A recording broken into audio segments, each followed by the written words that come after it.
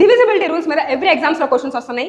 2 నుంచి 11 వరకు మనందరికి డివిజిబిలిటీ రూల్స్ తెలుసు. కానీ ఎగ్జామ్ లో అంతకు మించి క్వశ్చన్ అడిగితే అప్పుడు ఏం చేస్తారు చూద్దాం రండి. Which of the following is divisible by 24? ఇక్కడ ఇచ్చిన 4 ఆప్షన్స్ లో ఒకటి 24 తో డివైడ్ అవుతుంది. దాన్ని మనం కనిపెట్టాలి. కనబెడదామా? చూడండి, ఈ 24 ని మనం స్ప్లిట్ చేసుకోవాలి. అంటే 24 3 టేబుల్ ఎన్ని టైమ్స్ వస్తుంది? 3 8s కదా, 3 8s 24. సో ఇప్పుడు మనం ఈ 24 తో ఈ నెంబర్ డివైడ్ అవ్వాలి అంటే 3 టేబుల్లోను 8 టేబుల్లోను చెక్ చేసుకోవాలి. ఓకేనా? ఫస్ట్ మనం 3 టేబుల్లో చెక్ చేద్దాం. 3 డివిజిబిలిటీ రూల్ ఏంటి? సమ్ ఆఫ్ ద డిజిట్స్ అనేవి 3 టేబుల్లో పోవాలి, అంతేనా కదా? సో ఇప్పుడు మనం ఇవన్నీ సమ్ చేసుకుంటూ వెళ్ళకూడదు. 6 + 3 + 6 ఇలా చేసుకుంటూ వెళ్తే టైం పట్టేస్తుంది. సో మనం అలా చేయకుండా సింపుల్గా క్యాన్సిల్ చేసుకున్నాం. ఇప్పుడు ఇక్కడ ఉన్న డిజిట్స్లో 6 అనేది 3 టేబుల్లో వస్తుంది కాబట్టి దాన్ని క్యాన్సిల్ చేసేద్దాం. 3 టేబుల్లో 3 కూడా పోయింది, 6 కూడా పోయింది. 8 + 5 ఎంత? 13 కదా. 13 3 టేబుల్లో వచ్చిందా? రాదు. కాబట్టి ఇది మన ఆన్సర్ కాదు.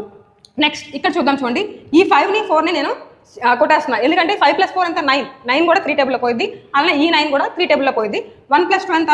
3 కదా. ఇది కూడా 3 టేబుల్లో పోయింది. అంటే మన ఆన్సర్ ఇది అయ్యే ఛాన్స్ ఉంది. ఓకేనా? ఎందుకంటే 3 టేబుల్లో ఈ హోల్ నెంబర్ డివైడ్ అవుతుంది.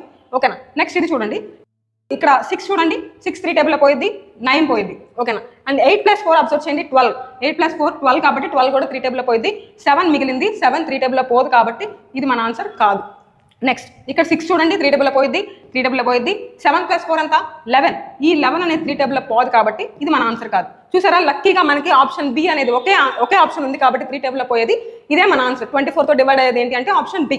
ఒకవేళ మీకు ఇంకొక డౌట్ రావాలి, ఇక్కడ బి అండ్ సి రెండు ఉన్నాయి అనుకోండి, 2 ఆప్షన్స్ ఉంటే మీరు ఏం చేస్తారు? అప్పుడు 8 డివిజిబిలిటీ రూల్ చెక్ చేసుకోవాలి. ఈ విధంగా మనం ఎగ్జామ్స్లో సాల్వ్ చేసుకోవాలి. సేమ్ ఇప్పుడు ఇదే విధంగా మీరు ఈ ఆప్షన్స్లో 12 టేబుల్లో పోయేది ఏదో ఉంది, అది కనిపెట్టాలి. ఓకేనా?